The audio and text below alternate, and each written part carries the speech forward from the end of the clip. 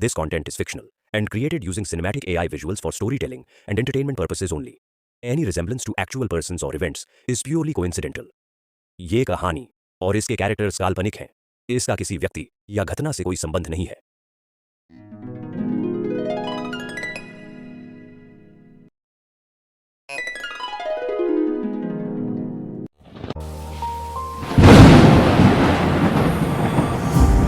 नदिया railway track, आज दिल पे किसका हक। नदिया रेलवे ट्रैक, जिंदगी खड़ी है एक मोड़ तक। एक गलत कदम, खेल खत्म। एक गलत कदम, खेल खत्म। पिछले चैप्टर में हमने देखा कि ज़ुबर की जिंदगी में पहले निराली थी। दोनों अच्छे दोस्त थे और वक्त के साथ ज़ुबर को निराली के लिए अट्रैक्शन भी होने लगा था। लेकिन निराली का दिल अब भी अपने लंदन वाले बॉयफ्रेंड के साथ जुदा हुआ था। इसी बीच ज़ुबर की मुलाकात हुई निराली की छोटी बहन श्रेया से। शुरू में श्रेया बस एक सीधी सी लड़की थी जो ऑफिस में नई नई ज्वाइन हुई थी। लेकिन वक्त के साथ ऑफिस की बातें, रोज के सफर, ऑफिस वाली शिरडी की ट्रिप और जिंदगी के कुछ अजीब मोड़ ज़ुबर और श्रेया को एक दूसरे के करीब लाते गए। उधर श्रेया का बॉयफ्रेंड उससे दूर हो गया और इधर ज़ुबर का निराली के लिए अट्रैक्शन धीरे धीरे खत्म होने लगा। जो एहसास कभी निराली के लिए था वो अब श्रेया के लिए बढ़ने लगा था। फिर एक छोटा सा एक्सीडेंट, कुछ दिन की दूरियां और बहुत सारे अधूरे एहसास, इन सब ने ज़ुबर और श्रेया को यह समझा दिया कि उनके दिल में एक दूसरे के लिए क्या है। और आखिरकार एक रात ज़ुबर ने मैसेज के जरिए श्रेया को प्रपोज कर दिया और श्रेया ने भी हाँ कह दी। इसी तरह अट्रैक्शन, कंफ्यूजन, जेलसी और प्यार के अलग अलग इंग्रेडिएंट से तैयार हुई थी उनकी लव की खिचड़ी। लेकिन कहानी अभी खत्म नहीं हुई थी। असली इम्तिहान तो अब शुरू होने वाला था। ज़ुबर और श्रेया की लव स्टोरी अब धीरे धीरे आगे चलती है। दोनों अब खुल के मिलने लगे। ज़ुबर श्रेया के घर आता जाता रहता था, खाता पीता रहता था और एक फैमिली मेंबर की तरह हर सुख दुख में साथ रहता था। एक दिन ज़ुबर ने सोचा कि क्यों ना श्रेया को मैं मेरे घर ले जाऊं और मेरे सभी घर वालों से एक बार मिलवा दूं। अपने इस विचार को वास्तविक करने के लिए ज़ुबर मौका ढूंढने लगा। मकर संक्रांति का फेस्टिवल आने वाला था। ज़ुबर का एक बड़ा शौक पतंग उड़ाना, जिसका वो हर साल इंतजार करता रहता। ज़ुबर ने मन ही मन में सोच लिया था कि इस साल मेरी पतंग की डोर श्रेया के हाथ में ही होगी। ज़ुबर श्रेया को मकर संक्रांति के दिन अपने घर आने का आमंत्रण देता है। श्रेया भी ज़ुबर को इनकार नहीं कर पाई। श्रेया के मामा का घर ज़ुबर के गांव के करीब ही था। श्रेया अपने मामा के घर मकर संक्रांति के दिन रह जाती है और फिर वहां से अपनी फ्रेंड को मिलने का बहाना बनाकर ज़ुबर के घर पहुंच जाती है। ज़ुबर के घर वालों ने भी श्रेया की अच्छी से मेहमाननी की और श्रेया भी ज़ुबर के घर के सभी सदस्यों से अच्छी से घुल मिल गई। लंच करके दोनों पतंग उड़ाने छत पर चले जाते हैं। ज़ुबर श्रेया के हाथ में अपनी पतंग की डोर दे चुका था। अब तो दोनों की पतंग खुले आकाश में ऊंचे ऊंचे उड़ने लगी थी।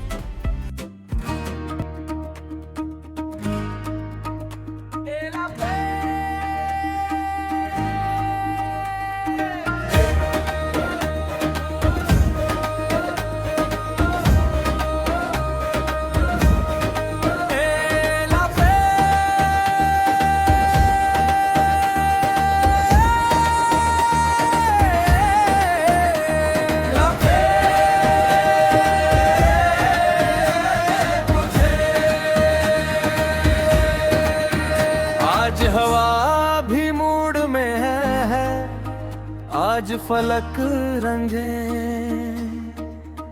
आज पतंगों के संग संग दिल भी उड़ा हंसी। आज सुबह की धूप में तू जो मेरे पास आई, छत पे आके धीरे धीरे दिल की बात बताई। पतंग उड़ाता था मैं लेकिन आज नजर तुझ पे थी, डोर मेरे हाथों में थी पर सांस तेरी मुट्ठी में थी। धीरे धीरे आज हवा को जीतने दे, हवा पे दिल को थोड़ा उड़ने दे। काय पूछे आज फलक को जीतने दे।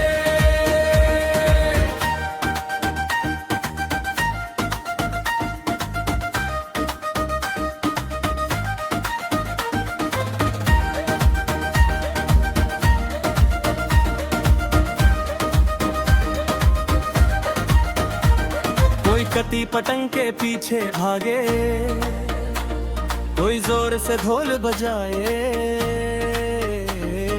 मैं तो तेरी हंसी के संग पूरा पूरा दिन बिताए। पर देखूं पतंगों को नीचे तेरा चेहरा, आज लगे इस भीड़ में भी बस तू ही तू मेरा।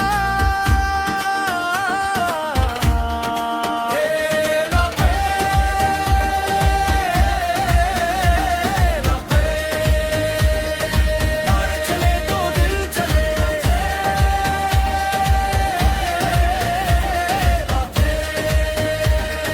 साथ चले तो दिल चले। काय पूछे इश्क ने पिंच लगाया रे। काय पूछे दिल ने रंग जमाया रे। थोड़ी भी थोड़ा खींच, यही तो खेल पुराना है। पतंग उड़े दिल भी उड़े, आज मौसम दीवाना है।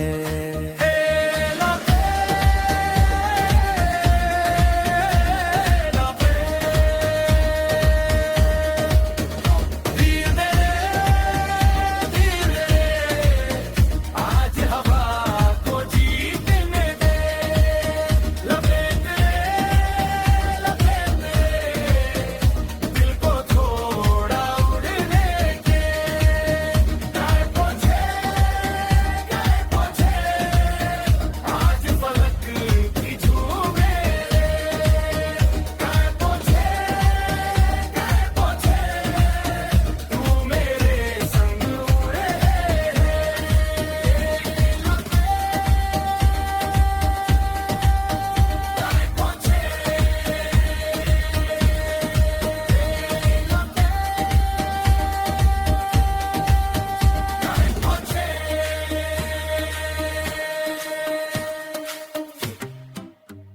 दोनों के दिन और महीने इसी तरह गुजारते गए।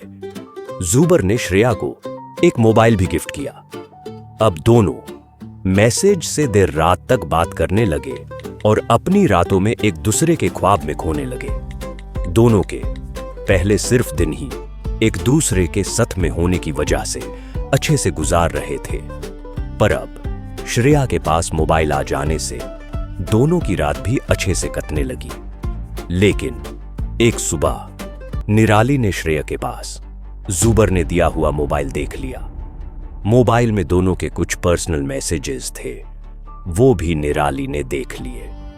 निराली ने अपनी मम्मी आकृति बे और पापा कनक भाई को जूबर और श्रेया के बीच की पूरी बात बोल दी। श्रेया का मोबाइल कनक भाई ने रख लिया और सख्त आवाज में श्रेया को चेतावनी देते हुए कहा, अब आगे से तुम्हारी जूबर से कोई बात नहीं होगी और कोई रिलेशन भी जूबर से तुम्हें नहीं रखना है। कनक भाई ने श्रेया से अब जूबर से कोई रिलेशन नहीं रखने का प्रॉमिस लेकर फिर से श्रेया को वो ही ऑफिस में जॉब कंटिन्यू करने की अनुमति दी। जूबर और श्रेया दोनों में प्यार था, और प्यार में कोई मोबाइल की तरह कोई बटन थोड़ी ना होता है कि जिसे दबाकर स्विच ऑफ कर देंगे तो प्यार भी बंद हो जाएगा। उस दिन के बाद फिर से दोनों की लव स्टोरी पहले की ही तरह आगे बढ़ती रहती है। दोनों अब एक दूसरे के प्यार में डूब गए थे। रात में मोबाइल नहीं होने की वजह से दोनों एक दूसरे से बात नहीं कर पा रहे थे। श्रेया को रात की ये दूरी कांटे की तरह चुभ रही थी। वो 1 से 2 बार जुबेर से भागकर शादी करने के लिए भी बोल चुकी थी, लेकिन जुबेर मेंटली और फाइनेंशियली दोनों ही तरह प्रिपेयर नहीं था श्रेया की जिम्मेदारी उठाने के लिए। इसलिए वो श्रेया को समझा बूझा कर इस बात को टालता गया। रोज की तरह एक सुबह दोनों एक दूसरे के साथ ऑफिस के बाहर वाली सीढ़ी पे बैठे प्यार की बातें कर रहे थे। तभी जुबेर का फोन बजने लगा। जुबेर ने मोबाइल में देखा तो निराली का कॉल था। निराली जुबेर से उसकी ऑफिस रिलेटेड कुछ डिस्कशन करके अपनी बात पूरी करती है। जुबेर कानों में हेडफोन लगाए अपने मोबाइल से निराली से बात कर रहा था। बातचीत पूरी होने के बाद जुबेर कॉल कट करना भूल जाता है और निराली को दोनों की बात सुनने का मौका मिल जाता है। दोनों फिर से अपनी प्यार वाली बातें कंटिन्यू करने लगते हैं। दोनों की प्यार भारी सारी बातें निराली सुन लेती है। निराली जुबर को वापिस गुस्से में आकर कॉल करती है और गुस्से में बोलती है, जुबर, मुझे अभी के अभी तुमसे मिलना है। जुबर निराली को मिलने जाता है। निराली पहले से ही जुबर का इंतजार कर रही थी।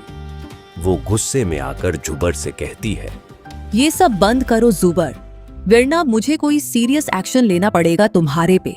जुबर को अपनी बात रखने का कोई भी मौका निराली ने नहीं दिया और वो अपनी बाइक पे वहां से निकल जाती है। जुबर भी निराली की बात को एग्री करने का ढोंग करता हुआ वहां से निकल जाता है। दूसरे दिन जुबर रोज की तरह बाइक ड्राइव करता हुआ जॉब के लिए घर से निकालता है। कानों में हेडफोन लगाए श्रेया के प्यार में रोमांटिक गाने सुनता और गुनगुनाता हुआ इस रोमांटिक ड्राइव को और ज्यादा रोमांटिक बनाने के लिए मौसम भी मानो बदलने लगा। आसमान में काले काले बादल छाने लगे थे और ठंडी हवा जुबर को श्रेया के ख्यालों में ले जाने लगी थी। लेकिन इसी बीच रास्ते में जुबर को मोबाइल पे किसी का कॉल आता है। किसी लड़की के रोने की आवाज आ रही थी और वो रोते हुए जुबर से कुछ कह रही थी। जुबर बाइक ड्राइव कर रहा था, इसलिए उसे अच्छे से सुनाई नहीं दिया, लेकिन वो श्रेया की आवाज को अच्छे से पहचान गया। बाइक साइड पर खड़ी करके वो बात करने लगाता है। श्रेया जुबर को रोती और घबराई हुई आवाज में कहती है कि जुबर, मैं अपना घर छोड़कर भाग आई हूँ। बस इतना सुनकर ही जुबर के पैरों से जमीन खिसकने लगी थी। जुबर के होश उड़ने लगे थे। किसी तरह अपने आप को संभालते हुए वो श्रेया को शांत करता हुआ पूछता है, पहले ये बताओ, अभी तुम कहाँ हो? श्रेया रोते हुए जुबर को बोलती है, मैं बस स्टेशन के पास वाले पीसीओ बूथ में हूँ। तुम जल्दी से यहाँ आ जाओ, मैं तुम्हारा इंतजार कर रही हूँ। जुबर बाइक को और ज्यादा तेजी से ड्राइव करता हुआ श्रेया के बताए हुए पीसीओ बूथ पे पहुंचता है। जुबर को देखते ही श्रेया और फूट फूट कर रोने लगती है। जुबर उसको समझाता हुआ बोलता है, सुनो, अभी वो समय नहीं आया है कि हम दोनों ऐसा कोई निर्णय ले सके। तू अपने मन को शांत कर और वापस घर चली जा। काफी देर तक जुबेर के समझाने बाद भी श्रेया ने बात नहीं मानी। फिर दोनों वहां से अपने पसंदीदा बाग में चले जाते हैं। कुछ घंटे बाग में बैठकर जुबेर श्रेया को समझाता रहा, लेकिन उसके लाख समझाने के बाद भी जिद्दी श्रेया घर जाने के लिए राजी नहीं होती और जुबेर को एक ही निर्णय लेने पर छोड़ देती है और गंभीरता से अपने आंसू पूछते हुए बोलती है, मैं जाऊंगी तो तुम्हारे साथ, वरना फिर नदी या रेलवे ट्रैक। जुबर अब समझ गया था कि श्रेया को उसकी उम्र और उसका प्यार बहुत जिद्दी बना चुका है। श्रेया की जिद जुबर का प्यार था। जुबर भी बहुत प्यार करता था श्रेया से, लेकिन फैमिली की जिम्मेदारी और फाइनेंशियल कंडीशन उसको ऐसा कोई भी बड़ा कदम उठाने से रोक रही थी। वो श्रेया के सर को अपने कंधे पे सहेलता हुआ सोच रहा था कि मुझे ऐसा कोई गलत कदम नहीं उठाना जिससे भविष्य में श्रेया को, उसकी फैमिली को और मेरी फैमिली को भी मेरे इस उठाए गए कदम का बड़ा भुगतान करना पड़े। मौसम अचानक से बदलने लगता है। सुबह जो धीरे धीरे चलने वाली ठंडी ठंडी हवा थी, वो अब तेज चलती हुई हवा में रूप बदलने लगी। बादल घिरने लगे और जोर जोर से उनके गरजने की भी आवाज आने लगी। बिजली भी कड़कने लगी, मानो किसी तूफान के आने की तैयारी हो रही हो। जुबेर अभी भी किसी तरह श्रेया को घर जाने के लिए समझा रहा था, लेकिन वो जिद्दी लड़की बनकर इनकार करती रहती है। तभी एक फकीर बाबा दोनों के पास आकर अपनी झोली फैलाकर मांगते हुए दोनों से कहते हैं, बेटा बहुत भूखा हूं, कुछ खाने के लिए पैसे दे दो। जुबर फकीर बाबा को इग्नोर करता है, लेकिन श्रेया अपने पास रखे हुए कुछ पैसों में से एक 10 का नोट निकालकर फकीर बाबा को दे देती है। फकीर बाबा काले घने बादल और कड़कती हुई बिजली को देखते हुए बोलते हैं, लगता है भयानक तूफान आने वाला है। बेटा तुम दोनों घर चले जाओ।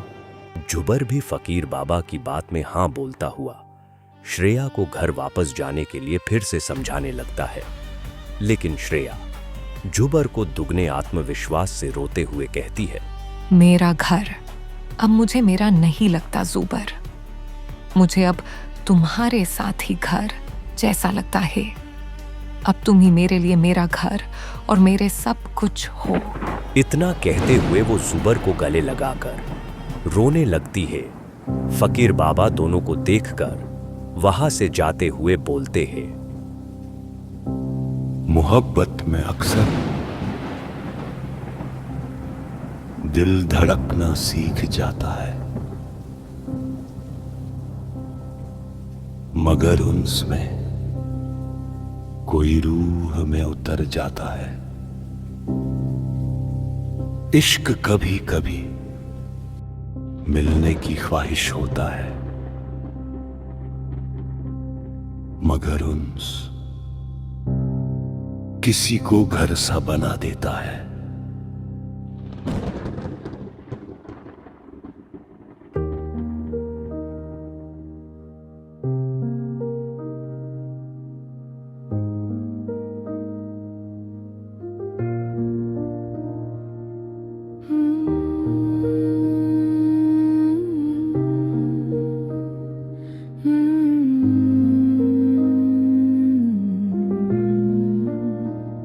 तुम ही तुम हो मेरी राहों में, तुम ही तुम हो मेरी बाहों में। ना रो फिर भी तुम हो मेरी हर एक आहत में हो। उन्स है बस उन्स है मेरा सुकून, बस उन्स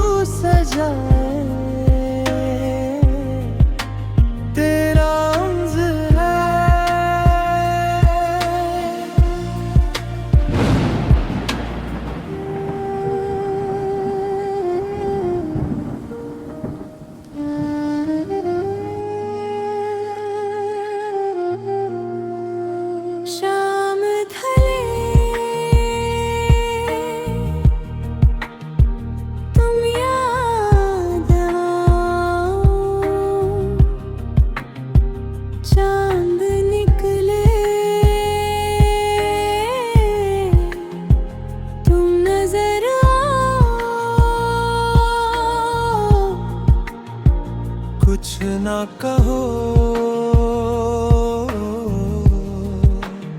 सब कह जाओ, मेरे दिल में यूं उतर जाओ।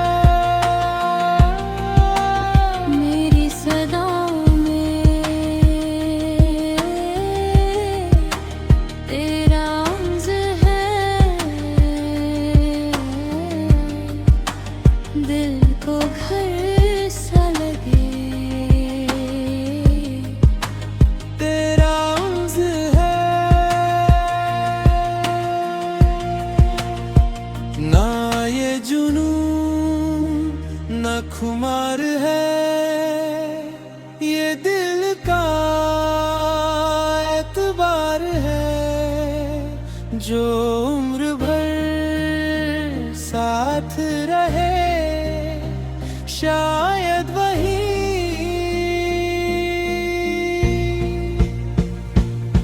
उम्र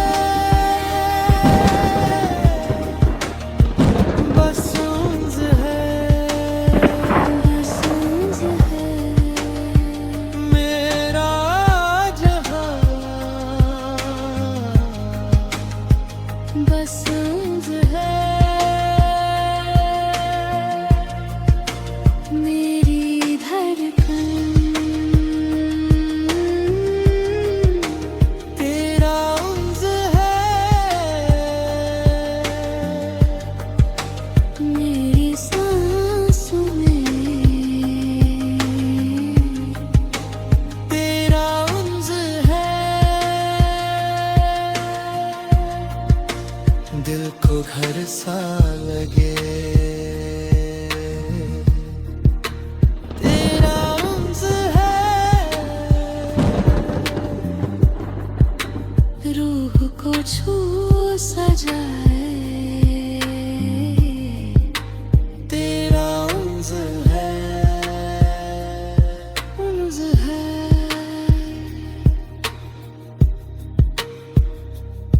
उस है।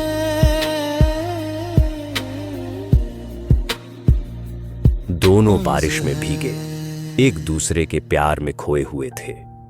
तभी जुबैर के मोबाइल पर निराली का कॉल आता है।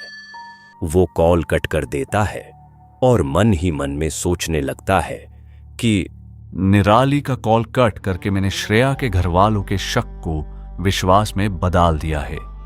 अब श्रेया के घर वाले भी हम दोनों को ढूंढने के लिए निकल जाएंगे। अब कोई तो निर्णय मुझे लेना ही पड़ेगा। ये सोचकर जुबर भी श्रेया को अपने साथ ले जाने के लिए मन बना लेता है। जुबर को कुछ पता नहीं चल रहा था कि अब वो क्या करे। उसको कुछ समझ में नहीं आ रहा था। वो अपने ऑफिस के ओनर जुबर पटेल को कॉल करके मदद की गुहार लगाता है। ओनर जुबर पटेल अपने एम्प्लॉई जुबर का मसीहा बनने के लिए तैयार हो जाता है। वो जुबर को अपने घर आने के लिए बोलता है। फिर दोनों जुबर पटेल के घर जाने के लिए बाग से निकाल जाते। बाग से चलकर निकालते हुए जुबैर अपने भाई नवेद और अपने मौसाजी अफरोज भाई को मोबाइल से कॉल करके पूरी बात बता देता है। जुबैर इन दोनों से बात करके अपना मोबाइल स्विच ऑफ कर देता है और सिम निकालकर मोबाइल श्रेया की बैग में रख देता है। श्रेया के पापा कनक भाई जुबर की ऑफिस पहुंच जाते हैं। वहां से उनको पता चलता है कि दोनों आज ऑफिस ही नहीं आए। हे कनक भाई वहीं से ओनर जुबर पटेल को कॉल करते हैं और पूछते हैं कि श्रेया तुम्हारी ऑफिस पे नहीं है, तो वो कहाँ गई है, तुम्हें कुछ पता है क्या? जुबर पटेल मना करते हुए बोलता है कि दोनों कहाँ गए मुझे कुछ नहीं पता। ऑफिस ओनर का जवाब सुनकर कनक भाई को विश्वास हो जाता है कि श्रेया को जुबर ही भगाकर ले गया है। कनक भाई को यह भी शक होता है कि इस प्योर चक्कर में ऑफिस ओनर जुबर पटेल भी हाथ है। वो सीधे पास वाले पुलिस स्टेशन पहुंचते हैं और श्रेया के गुम होने की रिपोर्ट लिखवाते हैं। पुलिस को इतनी जल्दी नहीं रहती है किसी भी ऐसे केस को सॉल्व करने की, इसीलिए कनक भाई अपने 2 से 3 रिश्तेदार को भी साथ लेकर गए थे जो एक धार्मिक दल के सदस्य थे। उन्होंने जुबर और श्रेया को पकड़ने के लिए पुलिस स्टेशन में से ही किसी सीनियर पुलिस ऑफिसर से बात करके ज्यादा प्रेशर बना दिया। अब पूरे शहर में दोनों की खोज पुरुषों में शुरू हो जाती है। ऑफिस ओनर जुबेर पटेल को भी बार बार जुबेर और श्रेया के बारे में पूछताछ के लिए पुलिस स्टेशन से फोन आने लगते हैं। अब तो वो भी मानसिक दबाव में आ गया था। उसने दोनों को पास बिठाकर श्रेया से पूछा कि तुम्हें करना क्या है श्रेया? श्रेया का सीधा जवाब था शादी। दोनों जुबर ये सुनकर एक दूसरे का मुंह ताकने लगे। ऑफिस ओनर जुबर पटेल जुबर को पकड़कर दूसरे कमरे में ले जाता है और वहां दबी हुई आवाज में बोलता है कि अगर श्रेया हिम्मत करती है तो ही ये मुमकिन हो सकता है, लेकिन अगर अपने माँ बाप को देखकर कहीं पर भी उसका दिल नरम पड़ गया या फिर उसकी हिम्मत टूट गई तो हम सबकी खतिया खड़ी हो जाएगी। जुबर श्रेया के पास जाता है और फिर से उसे पूछता है कि तुम सच में शादी करना चाहती हो? तुमने अच्छे से सोच लिया है क्या? क्योंकि शादी करना बड़ी बात नहीं है, लेकिन उसको निभाना बड़ी बात है। और ऐसे घर से भागकर शादी करना, फिर इस समाज और सोसाइटी के बीच में रहना बहुत मुश्किल होगा। श्रेया का अभी भी बस वही सीधा जवाब था। मैं कितनी बार तुम्हें बोल चुकी हूँ जुबर कि अब रहना है तो तुम्हारे साथ, वरना मेरे लिए अब 2 ही ऑप्शन है, नदी या रेलवे ट्रैक। श्रेया का जवाब सुनकर जुबर का आत्मविश्वास और बढ़ गया। अब दोनों अपना निर्णय ले चुके थे। ऑफिस ओनर जुबर पटेल ने किसी आदमी को मोबाइल से बात करके दोनों के निकाह के लिए शहर की एक दरगाह में बंदोबस्त भी कर दिया। अब यहां तक तो दोनों को सब एक सपने जैसा लग रहा था, मानो जैसे कोई बॉलीवुड फिल्म की स्टोरी चल रही हो। दोनों जिंदगी भर हमेशा के लिए एक दूसरे के साथ रहने वाले हैं, ये सोचकर बहुत खुश थे। जुबर अपने मन की बात श्रेया को बताता हुआ बोलता है कि ज्यादा मत सोचो, सब अच्छे से हो जाएगा और मैं भी हमेशा तुम्हारे साथ रहूंगा। लेकिन तुम मेरी हिम्मत और मेरी ताकत हो। तुम्हें मजबूती से हर परिस्थिति में मेरे साथ खड़ा रहना पड़ेगा। बाकी सब हम ऊपर वाले पे ही छोड़ देते हैं। एक बार शादी हो जाए फिर तो तुम्हारे माँ बाप भी मान जाएंगे। और फिर दोनों शाम तक बेफिक्र होकर ओनर के घर पे ही रुके रहते हैं। देर शाम जुबर पटेल को किसी का मोबाइल पे कॉल आता है। वो बात करता है और फिर खुश होते हुए दोनों को कहता है, तैयारी कर लो दरगाह जाने की, आज तो तुम्हारी शादी होकर रहेगी। जुबर और श्रेया दोनों बहुत खुश थे। आज उनकी जिंदगी का सबसे बड़ा दिन, जो दोनों के लिए जिंदगी भर यादगार बन जाएगा।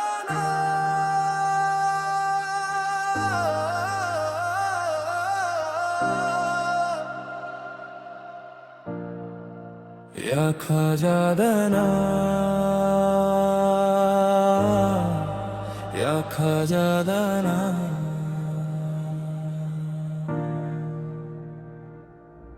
हर रास्ता जब बंद हुआ,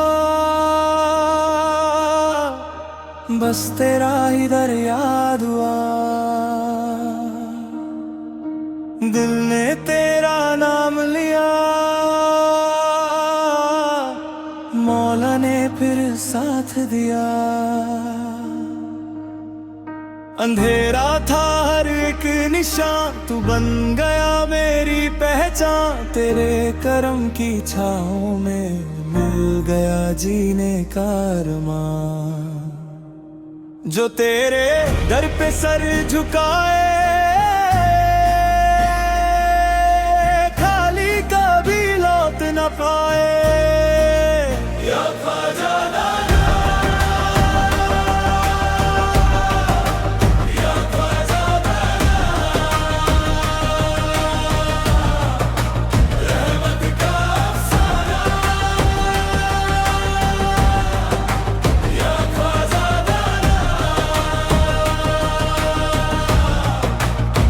ख्वाजा दाना,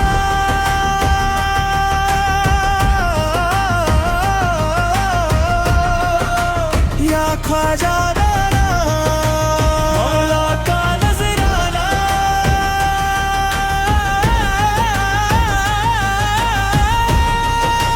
या ख्वाजा दाना।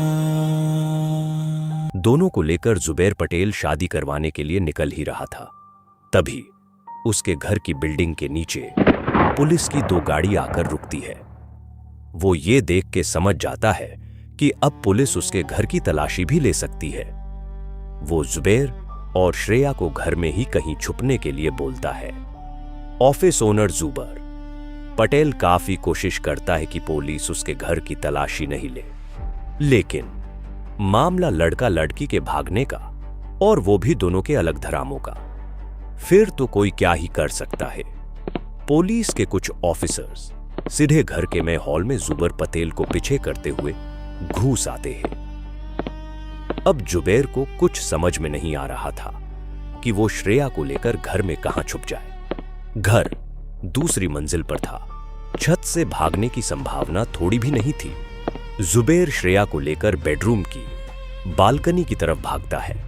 दोनों ने बालकनी से कूदने के लिए जब नीचे की ओर देखा तो नीचे भी कुछ पुलिस वाले पहरा दे रहे थे। अब दोनों बुरी तरह से पुलिस के चुंगल में फंस चुके थे। अब तो सिर्फ ऊपर वाला या फिर कोई चमत्कार ही दोनों को बचा सकता था। जुबर कोई संत या महापुरुष तो नहीं था कि ऊपर वाला उसे कोई चमत्कार करके बचा ले। पुलिस ऑफिसर्स घर के अंदर वाले कमरों की तलाशी के लिए घुस आ रहे थे। बालकनी में खड़ा हुआ जुबैर श्रेया को देखकर सोचने लगा कि कहाँ चुप जाऊं मैं श्रेया को लेके, कैसे बचाऊं मैं इसे ये पुलिस वालों से। जब खौफ ने दिल घेर लिया, तूने ही हौसला भर दिया। हर मुश्किल आसान हो गई जब तेरा करम नजर हुआ। दुनिया चाहे रोक सके, इश्क कभी ना झुक सके। तेरी दुआ के साए में हर तूफान भी रुक सके। तभी बैल्कनी के कमरे में पुलिस के आने की आवाज आती है। जुबर बैल्कनी का दरवाजा बंद कर देता है और श्रेया को लेकर बालकनी के बंद दरवाजे के सामने खड़ा हो जाता है। बालकनी का दरवाजा बाहर की तरफ खुलता था। फिर जैसे ही पुलिस ने बालकनी का दरवाजा खोला, वैसे ही जुबर श्रेया को अपनी बाहों में जकड़कर उस दरवाजे के पीछे छुप गया। दोनों ने अपनी सांसें रोक ली थी। अब दोनों एक दूसरे की तेजी से चल रही दिल की धड़कन को अच्छे से महसूस कर रहे थे। एक छोटी सी आवाज या फिर एक गलत कदम भी दोनों को जिंदगी भर के लिए अलग कर सकता था। पुलिस बालकनी में आकर छानबीन करने लगती है और फिर नसीब में लिखा हुआ कोई नहीं बदल सकता, इस बात को सच करते हुए रात के अंधेरे ने दोनों को साथ दिया। पुलिस ऑफिसर्स को दरवाजे के पीछे देखने का समय नहीं था, या फिर ये ही चमत्कार ऊपर वाले ने दोनों के नसीब में लिखा था। दोनों को दरवाजे के पीछे ही छोड़कर पुलिस वहां से चली जाती है।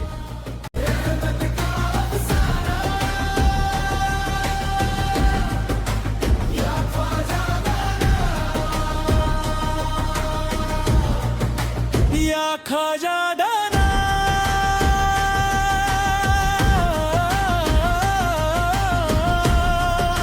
या खजाना मौला का नजराना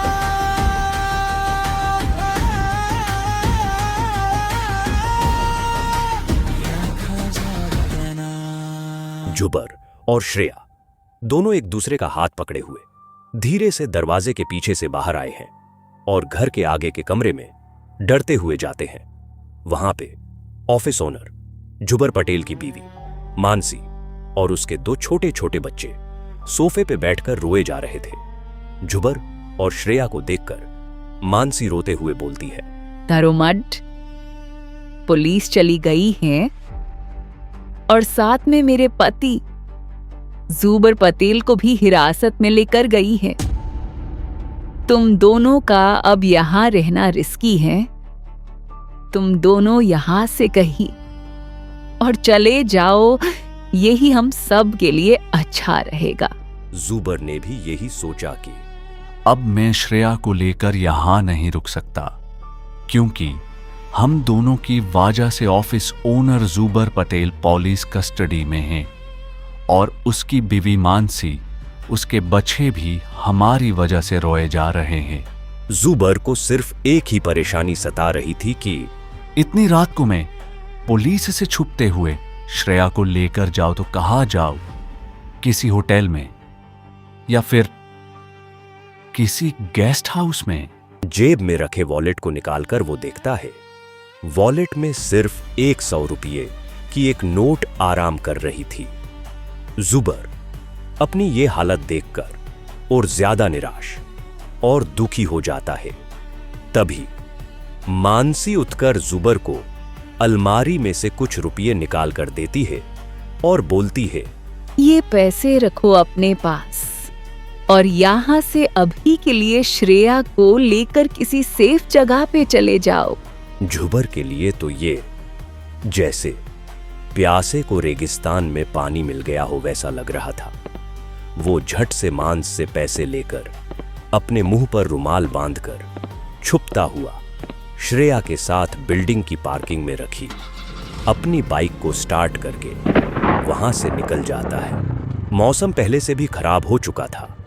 बारिश के साथ साथ बिजली और हवाएं भी जोर से चलने लगी थी। आज सुबह जब जुबर अपने घर से ऑफिस जाने के लिए बाइक लेकर निकला था, तब यही हवाएं उसको खूब रोमांटिक लग रही थी। लेकिन अब इन हवाओं ने अपना रुख और अपनी रफ्तार दोनों बदल लिए थे। दोनों शहर के रास्तों पे बिना कोई मंजिल तय किए निकाल गए।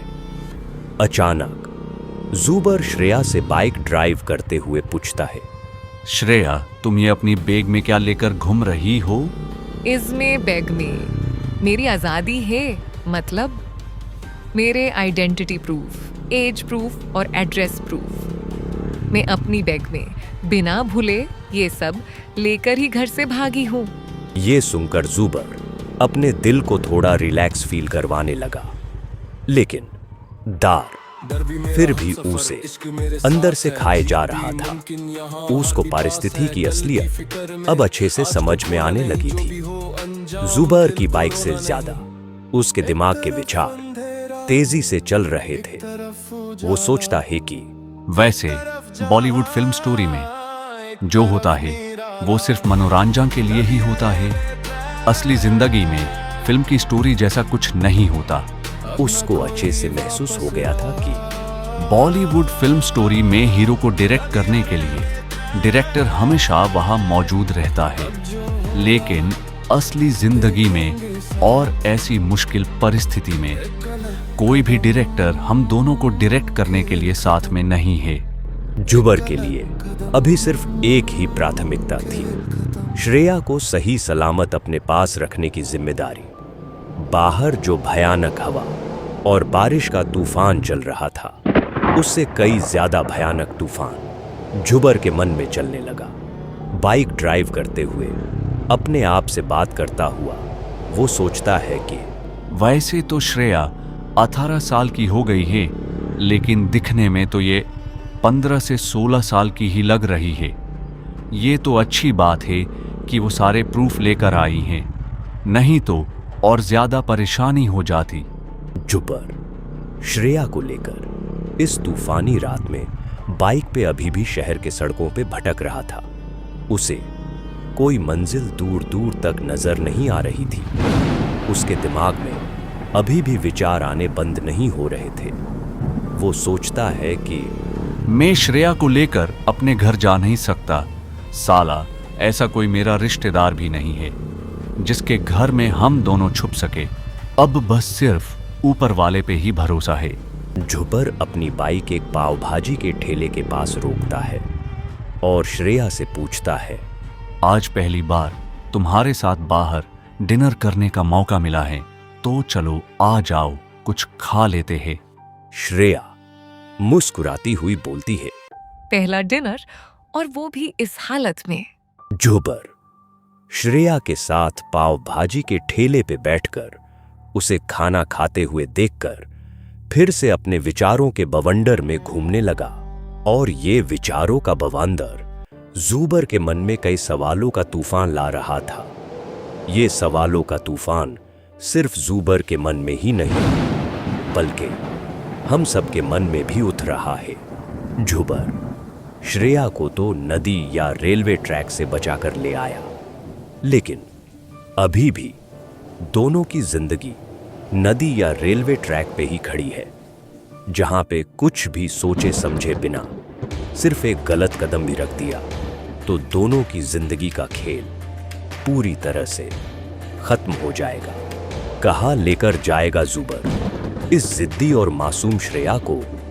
दोनों कहाँ और कैसे गुजारे इतनी भयानक और तूफानी रात? क्या पुलिस दोनों को ढूंढकर गिरफ्तार कर पाएगी? और क्या दोनों अपने समाज से बचकर और लड़कर शादी का ख्वाब पूरा कर पाएंगे? सुबह में बाइक पे ऑफिस आते वक्त चलने वाली वो ठंडी ठंडी हवा अब रात होते होते इस भयानक तूफान में कैसे बदल गई? और अब इस भयानक रात का सवेरा कैसा होगा?